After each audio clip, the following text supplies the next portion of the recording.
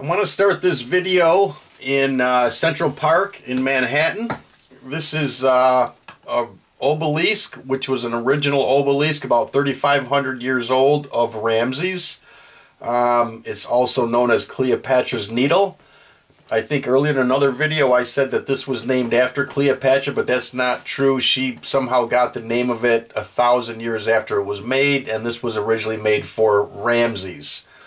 But I want to show you how far this obelisk is from the obelisk on Hill Cumorah, because I haven't shown you that yet. And here you can see that obelisk is in Manhattan at Central Park in Manhattan. Let me turn this to the north, and we'll go to Hill Cumorah in Palmyra, New York, and get a distance on that.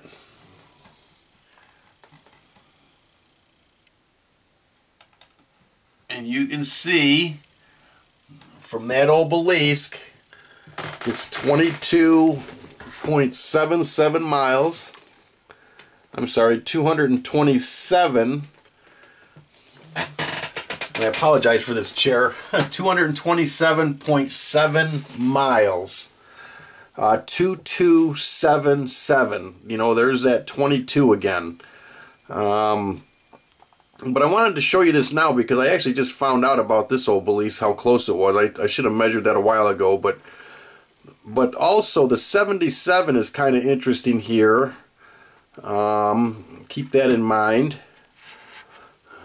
But on this day that I'm going to be talking about, I was actually going on a snowmobile ride to Sodus Point, and I knew I was going to be there. So I had a memorial bracelet for Tomasz and Mike that I got at the Webster Fireman's Carnival. This is not it. The one I had was it was a rubber one with their name on it, Mike and Tomasz, and it said "Rest Easy Heroes 12/24/12." It was red with white lettering. But anyway, when I was taking a ride that day, and it was January 30th of this year, 2014, we were going to go to and have lunch in Sodus. So I just said to my friend I wanted to stop here in Sodus at Gregg Street at the eye of this needle. So we rode our snowmobiles up here to Maiden Lane. You can go right onto the ice here. A lot of people go ice fishing right off of there. And walked over and put that bracelet, that rubber bracelet for Tomasz and Mike, on that fire hydrant right there. I didn't know what I was going to do with it when I got there. I figured I'd put it on a tree or whatever, but these fire hydrants were there, so that made a lot of sense. I just put it on that pole right there, and you know, and that was pretty much it. I walked away, and we went off, had lunch, finished our ride, and got home that night a little before 5, and turned on the TV to this: pedestrian fatally struck in Webster. And it was like 12:30 when we were at the Sodus Point. This happened, I think, at about 3:30 that afternoon, about 3 hours later. And I didn't think much of it until I saw this. When I first saw the reports when I got home on TV, I didn't think a lot of it. But when I saw this on the Democrat and Chronicle, this caught my eye, this sign. This is actually a television footage. But that sign caught my eye because, and this is right down by the accident scene. This is Holt Road, this is Wall Road, the accident scene's up here. That sign caught my mind because of the S and the H. So when I looked close, I figured it was this Spartan Homes. And when I saw this, it reminded me of the serpent, Quetzalcoatl, that I've been talking about. You know, Quetzalcoatl as the serpent. You know, there's a couple images of him.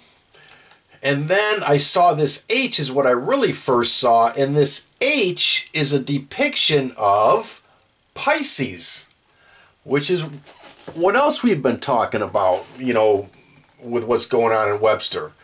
And, you know, when I caught that, I'm like, holy crap, there's the serpent, there's Pisces, and then when I went to their website, what's also is on here is 666. So this had it all. And this isn't saying anything about this company. They're building a house there. I've been by there. Their sign is there because they're building a house. And that's just the way things happen. I mean, it's like Webster used to be this, you know, nothing happening farmland, and it's like turning into the Twilight Zone. But anyway, I wanted to point that out because I saw that on the sign related to that day, and this lady, you know, ran this guy over with her car, and all they can say is for some reason she left the shoulder and struck the male who was walking. And apparently later, I think there might have been some alcohol or something else involved in this. I don't know, some allegations of that, but very strange. And when I was showing this to a friend of mine at work, who also lives in Webster, we were looking at it, Bing Maps, here's Webster, here's Holt Road, and it was really strange. I'm starting to zoom in on where it happened, about Shoemaker Road and Holt Road, and up comes, on this map, right where that accident happened, zoom in on this so you make sure you see it, very, very strange. This is on Bing Maps, and it says Greater Rochester Area Bowling, and it's got a symbol of a bowling ball and a bowling pin. Right where that accident happened, and that lady literally, you know, ran the guy over with a car, you know, like really bowled him down. It's just really strange to see that because there's no bowling alley anywhere near here at all. This is a residential area. The nearest bowling alley is Empire Lanes over here. So very, very strange.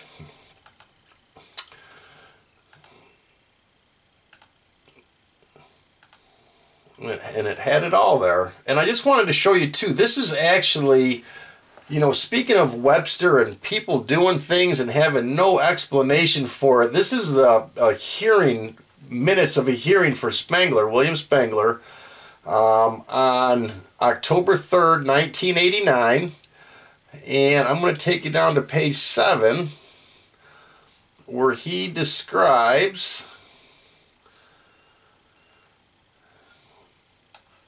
you know, that he hit his grandmother with a hammer between 3 and 13 times. And what did he say? How does he explain it? You can't. You can't explain it. It's impossible. I mean, it's something that's still beyond my comprehension. And you know, one thing I got to tell you about this guy, he was in that house, it was 22 miles from that Obelisk when he killed his grandmother and she hit her in the head 3 to 13 times. But I also want to bring you to the bottom of this, the ending of this, because he says something that is just prophetic as hell. And this is pretty much the last paragraph when they're ending up this parole hearing. And he goes on to say, all he wants, this is Spangler talking, is a target and a decent shot. I mean, look at that. He wants a target and at least have a decent shot. And isn't that what he had? You know, with those firemen, a target, and he had the shot. I mean, you don't get a better shot than he had that berm. So this was just, when I was reading this, I thought that was very, very strange. This is the article about the woman who hit this guy with her car, and the guy that she hit was Martin Abkowitz, and 77 years old, from Webster. Sounds like he lived here quite a long time. And it was this Cheryl Tobin woman. And here's the article about that accident. But I want to point out that Mr. Abkowitz was, this guy was the name, very rare name in the United States. You know, here you can see Abkowitz. There's 38 people in the United States that have that same name. So this guy was, you know, very rare guy as far as his name goes, but also as far as he goes too. Because I looked into him, you know, when I saw all this going on, and I put that bracelet thing in there on the same day, it just all seemed really weird. And I wanted to, you know, look into, you know, who this guy was. And when I started reading his accomplishments, and, you know, this guy really was a, you know, a very intelligent person. I mean, you know, way beyond, you know, most people.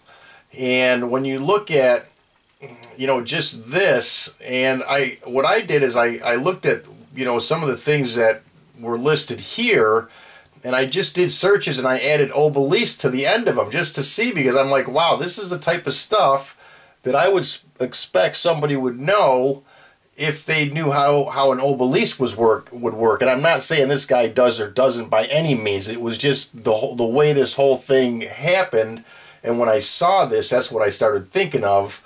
You know, injection and electronic transport in disordered molecular materials, time of flight transport, magnetic resonance. You know, it's all about, to me, resonance and vibrational frequencies. So it was just really interesting. And one of the things after I put Obelisk after these that I came across that was associated to him is this ultra-fast single photon emitting quantum photonic structures based on nano obelisk.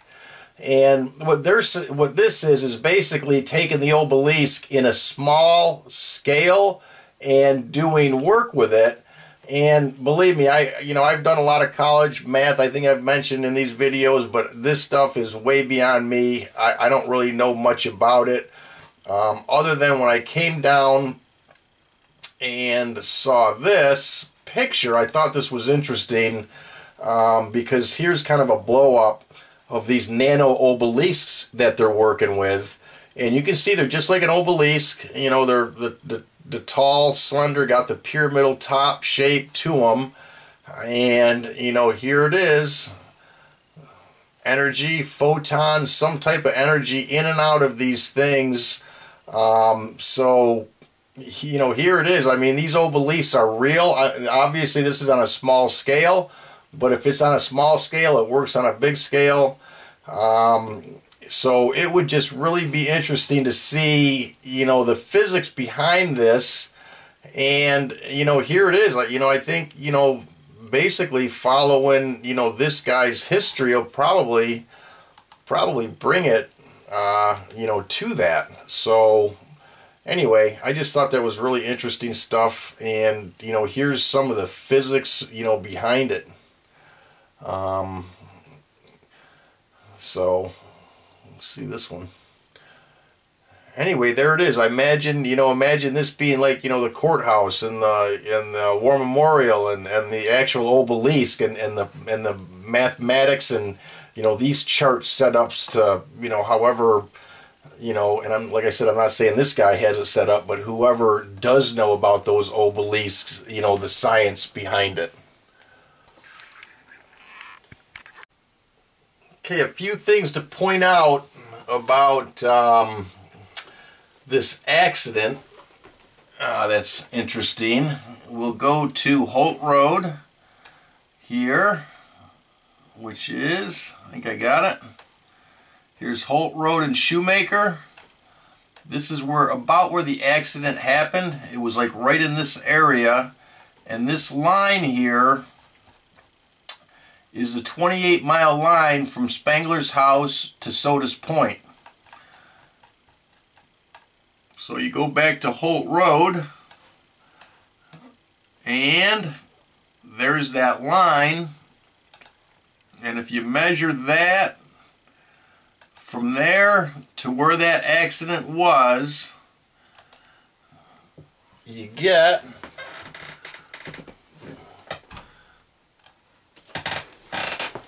and these numbers just keep coming up. 0.11 miles.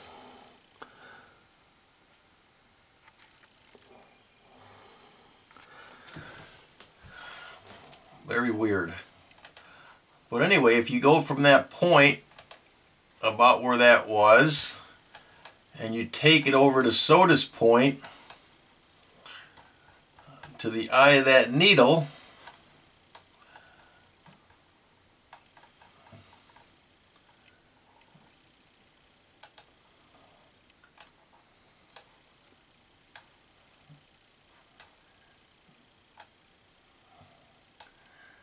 and of course, you know, there's some definitely room for error in there. You can, you know, move it around a little bit, but you get 24 miles. Just bizarre. You know, that is really, really strange. I mean, how close it is to that line, you know, the 24 miles from that to that eye of that needle.